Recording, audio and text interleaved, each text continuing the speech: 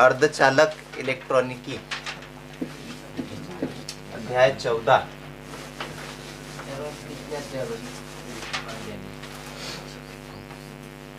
क्या था, पुराने जमाने में जब ट्रांजिस्टर का आविष्कार नहीं हुआ था, ट्रांजिस्टर आपने देखा होगा ना, एक काले रंग का होता है और उसमें 3 पैर होते हैं।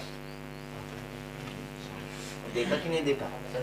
ये ऐसे ट्रांजिस्टर रहते, दिख रहे क्या? हाँ सर, दिख रहे। ये जितने भी इलेक्ट्रॉनिक प्लेटें अपन लेते हैं ना, उसमें इस प्रकार के ट्रांजिस्टर थे पहले, काले रंग के, छोटे छोटे रहते। ये रिमोट में भी मिलेंगे, कोई भी इलेक्ट्रॉनिक प्लेट उठा लो उसमें दिख जाते हैं ना। तो ये इसका आविष्कार अभी अभी हुआ था। जब ट्रांजिस्टर का आविष्कार नहीं हुआ था तब डायोड और ट्रायोड का प्रयोग किया जाता था। डायोड और ट्रायोड जो है वो भी पुराने रेडियो की प्लेटों में आपको दिख जाएंगे। उसमें ऐसे कांच के एक नली होती है और उसमें से ऐसे 2 सिरे अगर निकले होते तो उसको डायोड बोलते, 3 सिरे अगर निकले होते तो ट्रायोड बोलते। तो इनका प्रयोग किया जाता था ट्रांजिस्टर के उपयोग के पहले। परंतु ये जो डायोड और ट्रायोड थे, इनके उपयोग से बहुत सारे हानियां भी थी। मतलब ये तो एक तो बहुत बड़े होते थे, बहुत ज़्यादा स्थान घेरते थे, इनकी दक्षता बहुत कम होती थी, जल्दी खराब हो जाते थे, ऊपर से महंगे भी होते थे। ज़्यादा स्थान घेरते थे तो बड़े बड़े उपकरण बनाने पड़ते थे अपने को, है ना। बड़ी बड़ी टीवी होती थी पहले, बड़ा कंप्यूटर होता था, आजकल सब छोटा होने लग गया ट्रांजिस्टर के कारण। तो इनसे और ज़्यादा पावर की भी आवश्यकता होती थी इसको, तो उसको संशोधित करके फिर ट्रांजिस्टर का आविष्कार हुआ। और ट्रांजिस्टर के प्रयोग से आज हम छोटे छोटे उपकरण बना पाए हैं। तो इस अध्याय में हमको ट्रांजिस्टर के बारे में पढ़ना है, और जितने भी जो इलेक्ट्रॉनिक सर्किट होते हैं उसमें जितने भी युक्तियाँ होती है, ट्रांजिस्टर, ट्रांसफार्मर तो अपन ने पढ़ लिया है पहले, तो उस छोटे छोटे उपकरणों के बारे में इस अध्याय में अपने को पढ़ना है। अध्याय का नाम है भाई अर्धचालक इलेक्ट्रॉनिकी, अध्याय नंबर 14 अर्ध। सबसे पहले अपन यहाँ पे चालक, कुचालक और अर्धचालक के बारे में पढ़ते हैं। तो मुक्त इलेक्ट्रॉनों की संख्या के आधार पर पदार्थों को 3 भागों में बांटा गया है, ठीक है। सबसे पहला चालक। चालक किसे कहेंगे? वे पदार्थ जिनमें विद्युत प्रवाह आसानी से होता है, चालक कहलाते हैं। इसमें मुक्त इलेक्ट्रॉनों की संख्या बहुत अधिक होती है, ये तो सबको पता है। अब इसकी व्याख्या हम ऊर्जा बैंड के आधार पर करेंगे। ऊर्जा बैंड, ऊर्जा बैंड के आधार पर। तो यहाँ पे हमको पहले पता होना चाहिए कि ऊर्जा बैंड किसे कहते हैं, है कि नहीं। तो ऊर्जा बैंड क्या होता है? बहुत ही पास पास स्थित अनेक ऊर्जा स्तरों के समूह को हम ऊर्जा बैंड कहते हैं। जैसे कोई पदार्थ होता है और इसके जो इलेक्ट्रॉन होते हैं वो अलग अलग ऊर्जा स्तरों में स्थित होते हैं।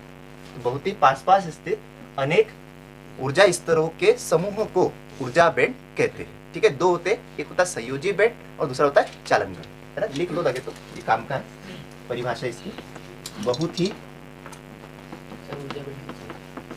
बाद में लिख लेना है तो पहले कहीं जाना। चालक की लिखने की है ना अभी, हाँ, तो इसके नीचे लिख दो ना, सबसे बेस्ट। बहुत ही पास पास स्थित अनेक ऊर्जा स्तरों के समूह को ऊर्जा बैंड कहते। बहुत ही पास पास स्थित अनेक ऊर्जा स्तरों के समूह को हम ऊर्जा बैंड कहते हैं, ठीक है। 2 ऊर्जा बैंड होते हैं, एक संयोजी बैंड और दूसरा होता है चालन बैंड। जो संयोजी बैंड होता है, यहाँ पर अगर अपन बनाए, मान लो ये संयोजी बैंड है, तो ये संयोजी बैंड इलेक्ट्रॉनों से पूर्णतः भरा होता है, इसमें बहुत अधिक संख्या में इलेक्ट्रॉन होते हैं। और दूसरा बैंड होता है चालन बैंड।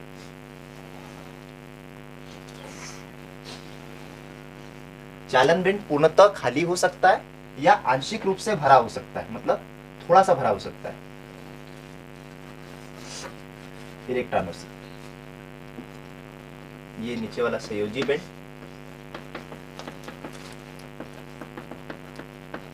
दूसरा होता है चालन बैंड। चाहो तो आप यहाँ जगह नहीं होगी तो इधर बाजू में भी लिख सकते हैं। 2 बैंड होते हैं। संयोजी बैंड क्या होता है? हमेशा इलेक्ट्रॉनों से पूर्णतः भरा हुआ होता है, ठीक है। चालन बेंड क्या होता है, पूर्णतः खाली होता है या आंशिक रूप से भरा होता है, थोड़ा सा भरा होता है। और इन दोनों बेंडों के बीच में खाली स्थान होता है, रिक्त स्थान होता है। इस रिक्त स्थान में कोई भी इलेक्ट्रॉन नहीं रह सकता, ठीक है। तो इस रिक्त स्थान को वर्जित ऊर्जा अंतराल कहते हैं। ये जो रिक्त स्थान है यहाँ पे, इसको बोलते हैं वर्जित ऊर्जा अंतराल। इसको हम ईजी से दर्शाते हैं, एनर्जी गैप, वर्जित ऊर्जा अंतराल। संयोजी बेंड और चालन बेंड के बीच में एक ऐसा अंतराल होता है, गैप होता है, जहां पर कोई भी मुक्त इलेक्ट्रॉन नहीं रह सकता है। उसको अपन क्या कहते हैं, वर्जित ऊर्जा अंतराल कहते हैं। तो ये ऊर्जा बेंड आरेख होता है। जब भी अपन ऊर्जा बेंड आरेख बनाएंगे तब ये 3 चीजें आना चाहिए उसमें। क्या क्या, संयोजी बेंड आना चाहिए, चालन बेंड आना चाहिए, ठीक है, और वर्जित ऊर्जा अंतराल आना चाहिए, ठीक है। तो ये समझ गए ना ऊर्जा बेंड के बारे में। तो ये ऊर्जा बेंड का सिद्धांत होता है। बहुत ही पास पास स्थित अनेक ऊर्जा स्तरों के समूह को हम ऊर्जा बेंड कहते हैं, ठीक है। यहाँ पे 2 ऊर्जा स्तर होते हैं, संयोजी बेंड और चालन बेंड, और दोनों के बीच में जो रिक्त स्थान होता है उसको वर्जित ऊर्जा अंतराल कहते हैं। ये आपको समझ में आ गया। संयोजी बेंड हमेशा पूर्ण रूप से इलेक्ट्रॉनों से भरा हुआ होता है, चालन बेंड हमेशा खाली होता है या आंशिक रूप से भरा होता है। इसमें एक चीज ध्यान देंगे कि अगर संयोजी बेंड में इलेक्ट्रॉन है, यहाँ पर संयोजी बेंड में अगर इलेक्ट्रॉन है तो इन इलेक्ट्रॉनों के कारण पदार्थों में विद्युत प्रवाह नहीं होता है। जैसे ये लकड़ी है, इसमें भी बेंड होंगे, इसके परमाणु में, संयोजी बेंड और चालन बेंड। तो संयोजी बेंड तो हमेशा भरा होगा, मतलब इसमें भी इलेक्ट्रॉन है, परंतु इन इलेक्ट्रॉनों के कारण विद्युत प्रवाह नहीं होता। इलेक्ट्रॉन कहाँ होना चाहिए, चालन बेंड। अगर मान लो चालन बेंड में इलेक्ट्रॉन है तो विद्युत प्रवाह होगा। जैसे धातु है, धातुओं में क्या होगा, चालन बेंड में इलेक्ट्रॉन होंगे, तो उसके कारण उस धातुओं में इलेक्ट्रॉन प्रवाह होगा। कभी कभी क्या होता है, जैसे अर्धचालकों की अगर अपन बात करें तो संयोजी बेंड में इलेक्ट्रॉन होते हैं, जब उसको गर्म करेंगे अपन उच्च ताप पर, क्या होगा, संयोजी बेंड में से इलेक्ट्रॉन निकलकर चालन बेंड में चले जाएंगे किसी प्रकार के परिवर्तन होने पर। तो यहाँ से यहाँ पे चले जाएंगे तो इसके स्थान पर होल उत्पन्न हो जाएगा, मतलब रिक्त स्थान यहाँ पे उत्पन्न हो जाएगी, इलेक्ट्रॉन यहाँ चले गए। और चालन बेंड में इलेक्ट्रॉन चले गए मतलब उसमें विद्युत प्रवाह होने लगेगा, ठीक है। तो बात चल रही थी अपनी काय की, चालक की। तो चालक पदार्थों में क्या होता है, ऊर्जा बेंड के सिद्धांत के अनुसार संयोजी बेंड पूर्णतः भरा होता है, चालन बेंड पूर्णतः खाली होता है या आंशिक रूप से भरा होता है, और साथ में चालन बेंड संयोजी बेंड पर अतिव्याप्त होता है। अतिव्याप्त होता है मतलब इनके बीच में कोई भी रिक्त स्थान नहीं रहता। अगर हम चालक पदार्थों के लिए बनाए ऊर्जा बेंड आरेख तो हमको ऐसा बनाना पड़ेगा। हाँ, दोनों के बीच में जो वर्जित ऊर्जा अंतराल है वो कुछ भी नहीं होगा, ठीक है। इस प्रकार से यहाँ नाम दे देते संयोजी बेंड और चालन बेंड। ये ऊपर वाला चालन बेंड, यहाँ पे इलेक्ट्रॉन होंगे। संयोजी बेंड इलेक्ट्रॉनों से पूर्णतः भरा होता है, यहाँ बहुत सारे बना सकते हैं, ठीक है। और चालन बेंड क्या होगा, आंशिक रूप से भरा होगा, और दोनों के बीच जो वर्जित ऊर्जा अंतराल है Eg, इसका मान कितना होगा, 0 होगा। बात समझ में आ गया ना, ठीक है। अब चालक के बारे में आपको पता चल गया होगा। देखो क्या कैसा है चालक, किसे कहते हैं, वे पदार्थ जिनमें विद्युत प्रवाह आसानी से होने लगता है चालक पदार्थ कहलाते हैं। इनमें मुक्त इलेक्ट्रॉनों की संख्या बहुत अधिक होती है। ऊर्जा बेंड के सिद्धांत के अनुसार चालक पदार्थों में संयोजी बेंड पूर्णतः भरा होता है, चालन बेंड पूर्णतः खाली होता है, और चालन बेंड संयोजी बेंड पर अतिव्याप्त होता है। इनके लिए वर्जित ऊर्जा अंतराल 0 होता है। उदाहरण दे देंगे सभी प्रकार की धातुएं, मानव शरीर, पृथ्वी। पृथ्वी बहुत बड़ा चालक है ना, अपने पढ़ा था विभो वाले अध्याय में।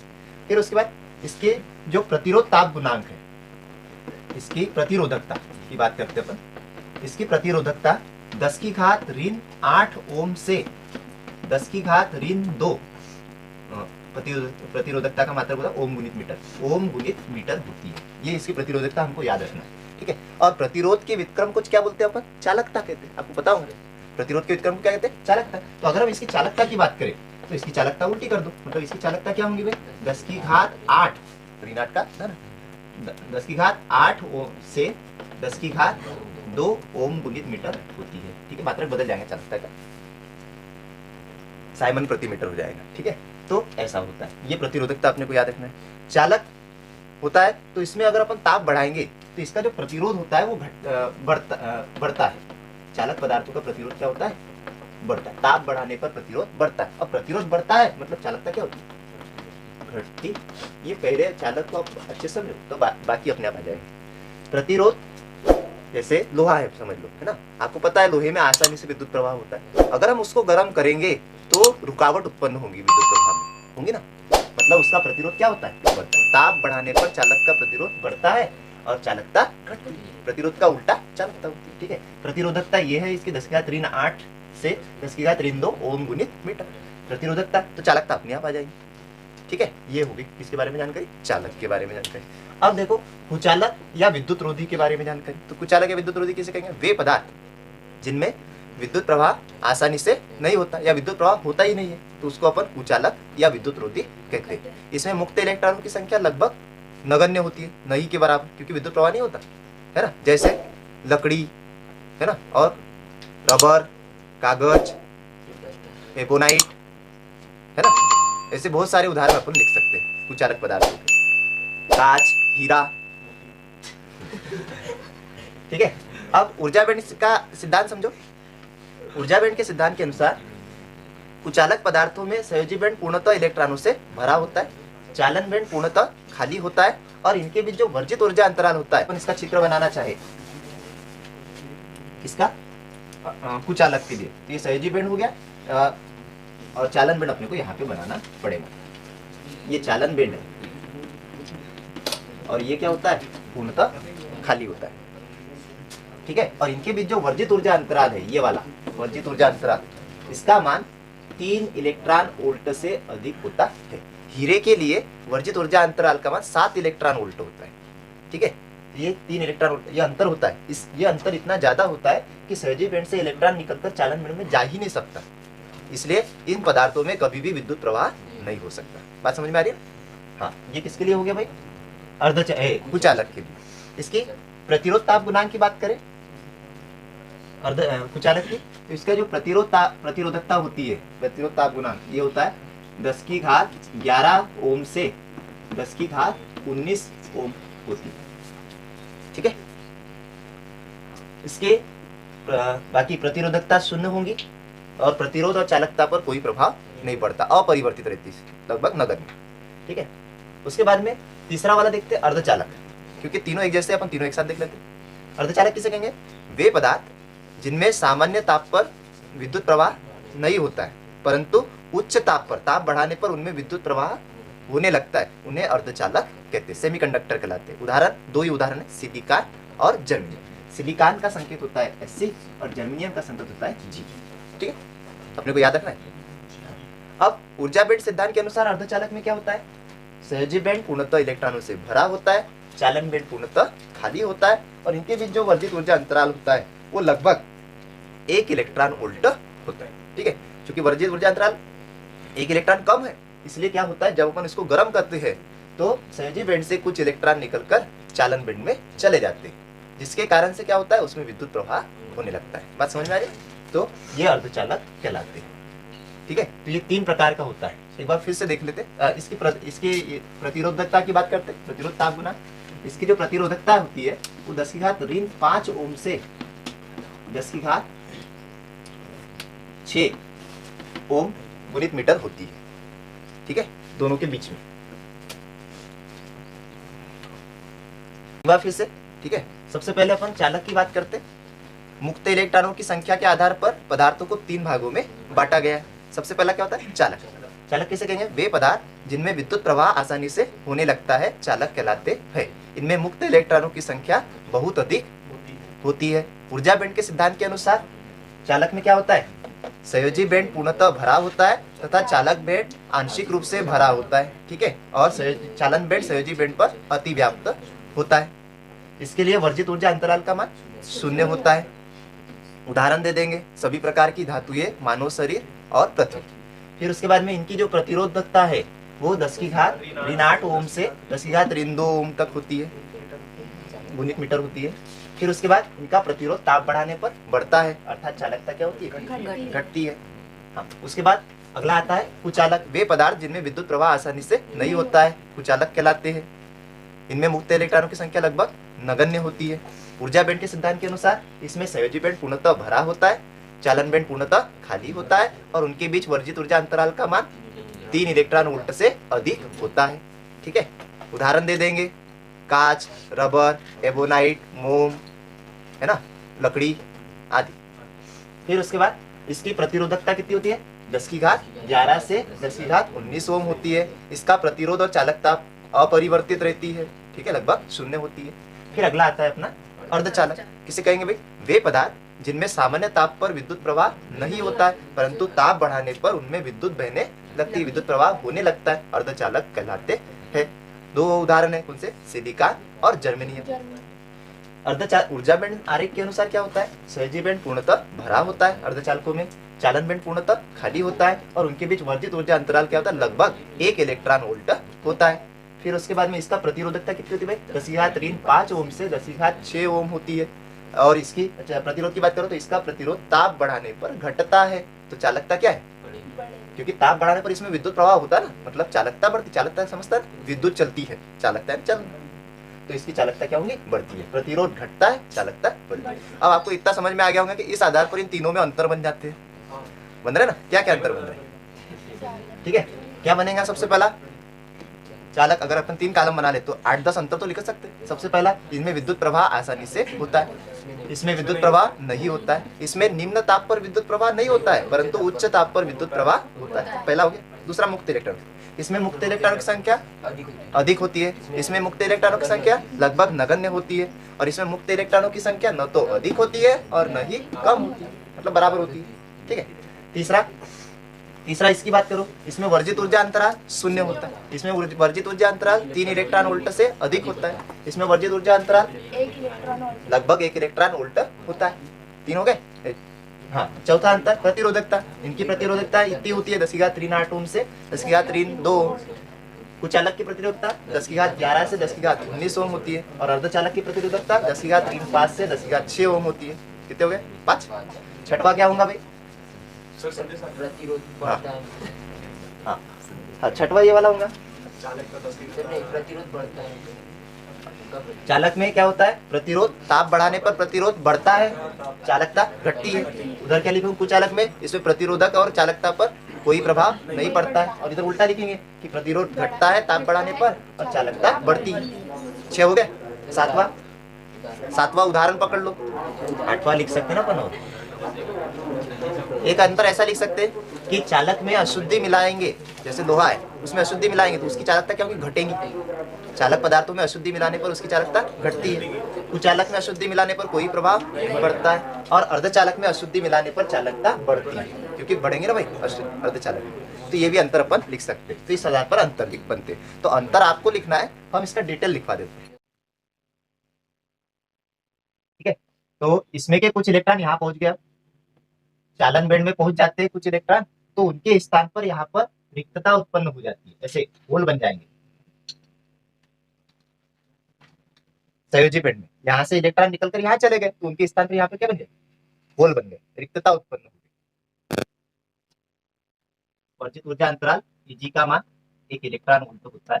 2 उदाहरण लिखे अपन ने, कौन कौन लिखे भाई? सिलिकॉन और जर्मेनियम। सिलिकॉन का संकेत Sc होता है। सिलिकॉन के लिए वर्जित ऊर्जा अंतराल का मान 0.72 इलेक्ट्रॉन वोल्ट होता है, तो याद रखना है। और जर्मेनियम के लिए जो वर्जित ऊर्जा अंतराल होता है, इसका मान 1.12 इलेक्ट्रॉन वोल्ट होता है। लगभग देखो, दोनों के मान 1 के करीब है, लगभग 1 इलेक्ट्रॉन वोल्ट। ये इसके 2 उदाहरण है। सिलिकॉन के लिए वर्जित ऊर्जा अंतराल 0.72 इलेक्ट्रॉन वोल्ट, और जर्मेनियम के लिए 1.12 इलेक्ट्रॉन वोल्ट होता है। ये क्या है? उच्च ताप पर ऊर्जा बैंड आरेख, या 0 केल्विन ताप से ज्यादा ताप पर ऊर्जा बैंड आरेख है, इसके लिए अर्धचालकों के लिए। बात समझ में आई ना? ये 0 ठंडे रहते हैं, कम ताप पर क्या होगा? इस प्रकार कुचालक की तरह व्यवहार करते हैं अर्धचालक पदार्थ। और जैसे ही अपन ताप बढ़ाते हैं तो सहजी बैंड में से कुछ इलेक्ट्रॉन निकलकर चालन बैंड में चले जाते हैं, तो उनका स्थान खाली हो गया ना, यहाँ पे उनकी सीट खाली हो गई, खाली सीट बच गई, यहाँ पे होल बच गए वहां पे। ठीक है, बन गए क्या भाई चित्र? अब देखो, अपने प्रकार तो देख लिए, पर इसमें जो तीसरा प्रकार है अर्धचालक, इसके बारे में अपने को डिटेल से पढ़ना है। ठीक है, आगे पढ़ेंगे अपन, पढ़ते अपन अर्धचालकों के प्रकार। ठीक है, नेक्स्ट रीडिंग अर्धचालकों के प्रकार।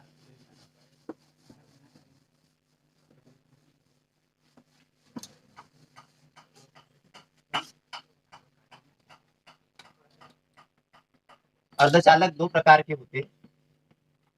अर्धचालकों के प्रकार। अर्धचालक दो प्रकार के होते हैं, काइंड्स ऑफ सेमीकंडक्टर। सबसे पहला होता है निज या आंतर अर्धचालक। निज मतलब होता है शुद्ध, जो बिल्कुल शुद्ध अर्धचालक होता है, जैसे सिलिकॉन और जर्मेनियम, तो उसको निज या आंतर अर्धचालक कहते हैं। और दूसरा होता है बाह्य या अशुद्ध अर्धचालक। ठीक है, अर्धचालक जो है वो दो प्रकार के होते हैं। सबसे पहला होता है निज या अंतर अर्धचालक और दूसरा होता है बाह्य या अशुद्ध अर्धचालक। सबसे पहला देखते हैं हम निज या अंतर अर्धचालक किसे कहेंगे भाई? जो बिल्कुल शुद्ध होता है, जिसमें किसी प्रकार की अशुद्धि नहीं होती है, उस अर्धचालक को हम निज या अंतर अर्धचालक कहते हैं। इसके उदाहरण जैसे जर्मेनियम और सिलिकॉन। ठीक है, अब इसके इलेक्ट्रॉनिक विन्यास की बात करो, केमिस्ट्री में आपने पढ़ा होगा। जर्मेनियम, सबसे पहले सिलिकॉन की बात करते हैं। सिलिकॉन का जो परमाणु क्रमांक होता है वो 14 होता है और जर्मेनियम का जो परमाणु क्रमांक होता है वो 32 होता है। ठीक है, अब इसको आपको पता है परमाणु के मध्य में नाभिक होता है, उसके आसपास कक्षाएं होती है जिसमें इलेक्ट्रॉन चक्कर लगाते हैं। तो उन कक्षाओं में इलेक्ट्रॉन वितरण करो। इलेक्ट्रॉन वितरण करो तो पहली कक्षा में कितने आएंगे भाई? 2। दूसरी कक्षा में कितने आएंगे? 8। 10 हो गए, 14 है। तीसरी कक्षा में कितने चलेगा? 4। ठीक है, 2, 8, 18, 32, 77। फिर ऐसे ही जर्मेनियम के लिए 2, फिर 8, तीसरी में जाएंगे 18। कितने हो गए? 18, 8, 26 और 2, 28। बचे कितने? इससे हमको ये पता चलता कि सिलिकॉन और जर्मेनियम दोनों चतुर्थ समूह के तत्व है, आवर्त सारणी के। मतलब इनकी अक्षर अंतिम कक्षा में, इधर ध्यान दो भाई, ध्यान से, सिलिकॉन और जर्मेनियम इन दोनों के अंतिम कक्षा में 4 इलेक्ट्रॉन होते हैं। ठीक है, प्रत्येक जर्मेनियम परमाणु के, जैसे मान लो ये जर्मेनियम है तो इसका जो ये अणुओं से मिलकर बना होता है, अणु कैसे मिलकर बने होते हैं? परमाणु से मिलकर बने होते हैं। और उसके परमाणु के अंतिम कक्षा में 4 इलेक्ट्रॉन होते हैं। इनको हम संयोजी इलेक्ट्रॉन कहते हैं। आपको पता होगा, इसको हम निकाल भी सकते हैं ना, इसको हम संयोजी इलेक्ट्रॉन कहते हैं। क्या होता है शुद्ध अर्धचालक में? जर्मेनियम का एक परमाणु, अब इसके 4 इलेक्ट्रॉन है शेष, ठीक है, 4 तरफ। तो ये जर्मेनियम का परमाणु अपने पास वाले दूसरे जर्मेनियम के परमाणु से एक इलेक्ट्रॉन से संयोग करके सह आबंध बना लेता है।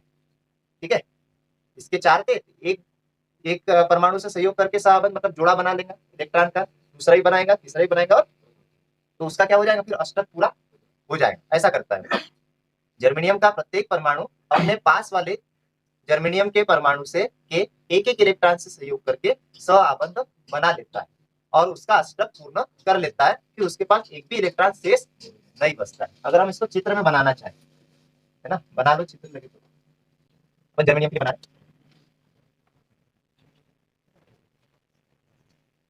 एक जैसे गोले बनाना है, छोटे छोटे ज्यादा बड़े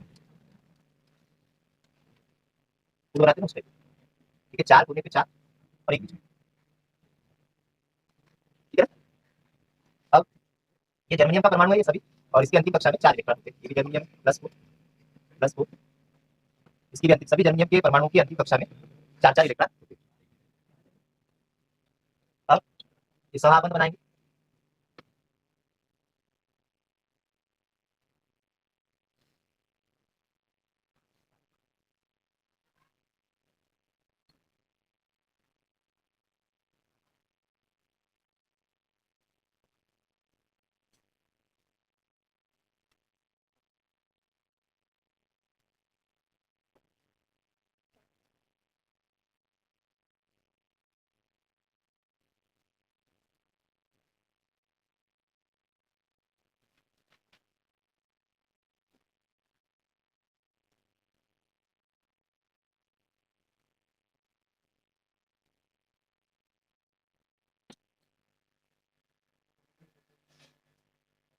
ठीक है, ये जर्मेनियम के इसमें 4 इलेक्ट्रॉन बना देते हैं। तो ये यहाँ पे 1 हो गया, ये वाले जर्मेनियम के परमाणु 1 हो गया, फिर यहाँ पे ये 2 हो गया, ये 3 हो गया, और ये यहाँ पे 4। ठीक है, इस जर्मेनियम के अंतिम कक्षा के 4 इलेक्ट्रॉन दिख रहे होंगे आपको। बिल्कुल ऐसे ही इस जर्मेनियम के भी 4 इलेक्ट्रॉन बनाने। तो अब देखो 4 कैसे बनाएंगे। ये यहाँ पे एक, ठीक है, चित्र बनाने के साथ समझते भी चलो। यहाँ पे 1 हो गया, ठीक है, ये 2 हो गया, यहाँ पे 3 हो गया, और ये यहाँ पे 4। देखो यहाँ पे जोड़ा बन गया। ऐसे इस जर्मेनियम की 4 बनाना है अपने को। ये यहाँ पे 1 हो गया तो ये जोड़ा बन गया, ठीक है, यहाँ पे 2, ये 3 और ये 4, ऐसे बनाना। इधर भी इसके 4 बनाना है, 1 2 3 और 4। इसके भी 4 बनाना है भाई अपने को। ये 1 2 3 और 4, ठीक है। हमने जो शब्दों में बोला वो बात यहाँ आ रही। क्या होता है, जर्मेनियम के और सिलिकॉन दोनों के अंतिम कक्षा के जो 4 इलेक्ट्रॉन होते हैं, तो उसमें से प्रत्येक इलेक्ट्रॉन क्या करता है, अपने पास वाले जर्मेनियम परमाणु के एक इलेक्ट्रॉन से संयोग करके सह आबंध बना लेता है। इस प्रकार अब इसमें देखो कोई भी इलेक्ट्रॉन शेष नहीं है, और कोई भी इलेक्ट्रॉन शेष नहीं है, इसलिए 0 केल्विन ताप पर अर्धचालक पदार्थों में जो शुद्ध अर्धचालक होते हैं उसमें विद्युत प्रवाह नहीं होता, ठीक है। पर क्या होता है, अगर हम इसका ऊर्जा बैंड आरेख बनाए, तो अभी अपन ने बनाया था, शायद चित्र में बनाया था ना, अर्धचालकों के लिए 0 केल्विन ताप पर, तो वो ऊर्जा बैंड आरेख हो जाएगा। जब हम इसको गर्म करेंगे, ताप बढ़ाएंगे, तो ताप बढ़ाने पर क्या होता है, इलेक्ट्रॉन मुक्त हो जाता है। जैसे मान लो ये इलेक्ट्रॉन मुक्त हो गया, यहाँ से पकड़ लो, यहाँ से एक इलेक्ट्रॉन मुक्त हो गया, तो इसके स्थान पर होल बन जाता है। ये यहाँ पे होल बन गया, इसको बोलते हैं होल या वीबर, और एक इलेक्ट्रॉन यहाँ पे मुक्त हो गया।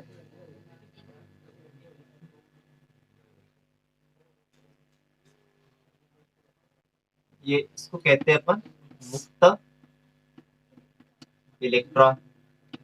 जब अपन ताप बढ़ाएंगे तो उष्मीय प्रक्षेपों के कारण ये जो सह आबंध है, इलेक्ट्रॉनों के जोड़े हैं, वो टूटने लगते हैं और उससे इलेक्ट्रॉन मुक्त हो जाता है, ठीक है। तो ये मुक्त इलेक्ट्रॉन हो गया, और इलेक्ट्रॉन जहां से मुक्त होता है तो उसके स्थान पर रिक्तता उत्पन्न हो जाती है। उसको हम क्या कहते हैं, होल या वीबर कहते हैं, ठीक है। ये वाली स्थिति अपन ने भी बनाई है कुचालक में। जब 0 केल्विन से ज्यादा ताप होता है तो ऊर्जा बैंड आरेख बनाए, तो उससे हमको यहाँ पे पता चलती है। तो ये समझ में आया ना, निज या अंतर अर्धचालक किसे कहते हैं। हाँ बना दो, बिल्कुल शुद्ध अर्धचालक को निज या अंतर अर्धचालक कहते हैं, जैसे सिलिकॉन तथा जर्मेनियम। फिर सिलिकॉन का परमाणु क्रमांक 14 होता है, जर्मेनियम का कितना होता है, 32 होता है। इनके अंतिम कक्षा में 4 इलेक्ट्रॉन होते हैं। तो अपन जर्मेनियम का उदाहरण लेके चलते हैं। जर्मेनियम परमाणु के अंतिम कक्षा के जो 4 इलेक्ट्रॉन होते हैं, उसमें से प्रत्येक इलेक्ट्रॉन अपने पास वाले जर्मेनियम परमाणु के एक एक इलेक्ट्रॉन से संयोग करके सह आबंध बना लेता है। इस प्रकार इसमें कोई भी इलेक्ट्रॉन शेष नहीं रहता है, जिसके कारण 0 केल्विन ताप पर ये पदार्थ कुचालक की भांति व्यवहार करते हैं। अगर हम इसको ताप बढ़ाते हैं तो उष्मीय प्रक्षेपों के कारण ये इलेक्ट्रॉन के जोड़े टूटने लगते हैं और इलेक्ट्रॉन मुक्त होते हैं। एक सहआबंध टूटेगा तो एक इलेक्ट्रॉन मुक्त हुआ, वैसे यहाँ पे भी टूटेगा, एक इलेक्ट्रॉन मुक्त होगा तो बहुत सारे इलेक्ट्रॉन हो जाएगा ना, है ना। तो उसके स्थान पर रिक्तता उत्पन्न हो जाती है, जिसको अपन होल या वीबर कहते हैं, ठीक है। और ये जो मुक्त इलेक्ट्रॉन हुए, अब इनके कारण इसमें विद्युत प्रवाह होने लगता है, मतलब वो चालक की तरह कार्य करते हैं। बन गया क्या भाई, उसको बना लो। इसकी जो डिटेल है हम भेज देंगे, आप लिख लेना जो हमने बोला वैसा ही।